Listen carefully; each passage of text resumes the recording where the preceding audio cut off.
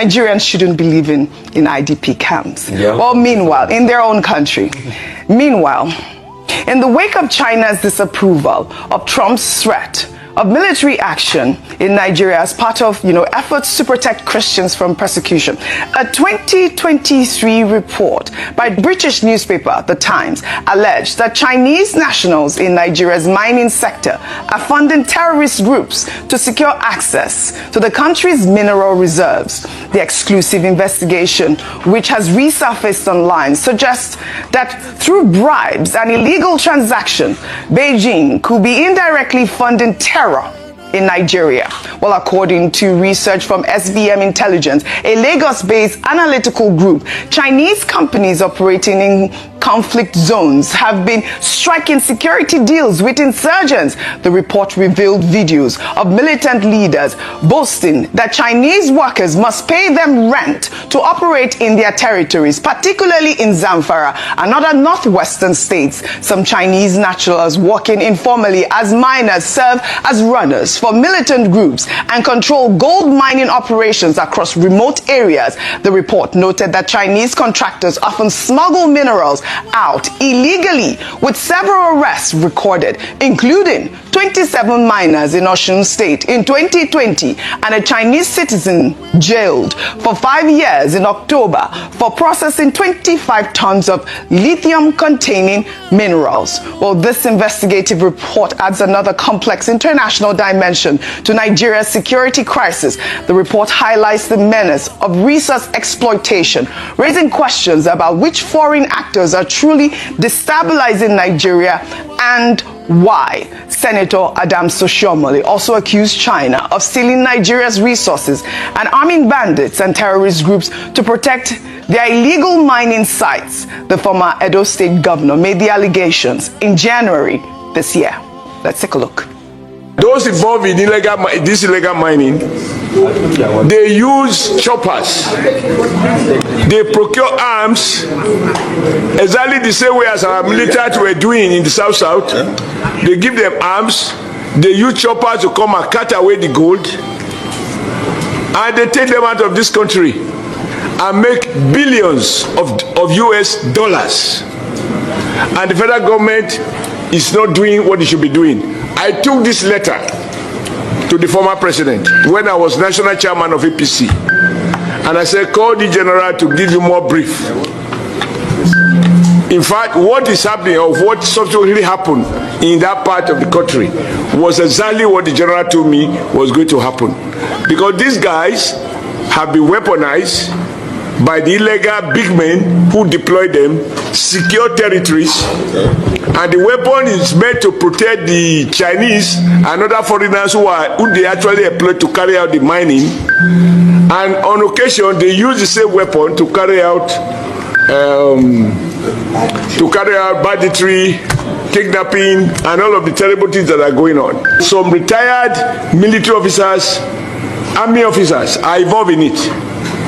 The day we can't tell the truth, this country cannot flourish.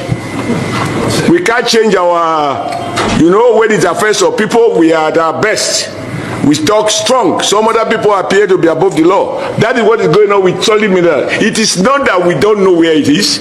We have a whole survey of where we have what across the length and breadth of Nigeria. All right, Ayo Adams Oshiomhole's statement highlights what many see as hypocrisy in China's position on Nigeria's security crisis. While Beijing has criticized Trump's intervention threats, allegations suggest Chinese mining operations may be directly contributing to the violence by funding and arming the very groups terrorizing Nigerian communities. Ayo, we've seen these reports. So there's so many dimensions to this story, and it ties in with all that we have discussed earlier today. Number one is that yesterday we had said to be cautious about praising China's speaking up for Nigeria against the Trump's announcements and designation of Nigeria as a country of particular concern. At the end of the day, as has been mentioned, no one has the interest of Nigeria, or no country is altruistic in their interventions or diplomatic conversations with a nation. It's always country first.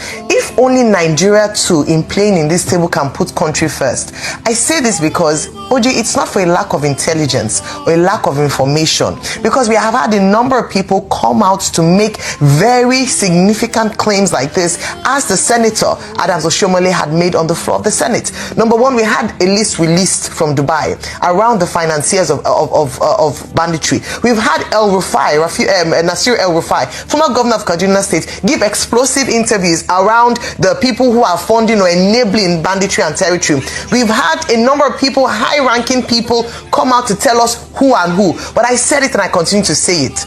It is a will to deal with these people. Yes. And so while we're congratulating the DSS for what they've done, when I was looking, I was like, oh, these are the small fries. Deal with the big fries, the ones that are actually behind it, the ones that are funding it. We love it, so that they are coming to come and say the people that are doing the legwork. But let us go after the ones that are enabling it, because if you deal with these ones, as long as the enablers are still there, we will have an uproot of others who are willing to do the legwork, as long as money is there. Finally, end of this note, the former CDS had said that every time they apprehended terrorists, they found foreign currencies with them. Who are the people funding them? Exactly. There's foreign intervention or interference. Why are we not talking about that? So let's celebrate all these things, but we know the real issues. Until we tackle the real issues and have the political will to cut off the head of the big wigs, we're not going anywhere. So let us be very honest about this. We don't have leaders that think of the interest of Nigeria. Pure and simple. The Chinese just have the interest of their own pockets. They do. They cannot at this point. When you see Nigeria, our nation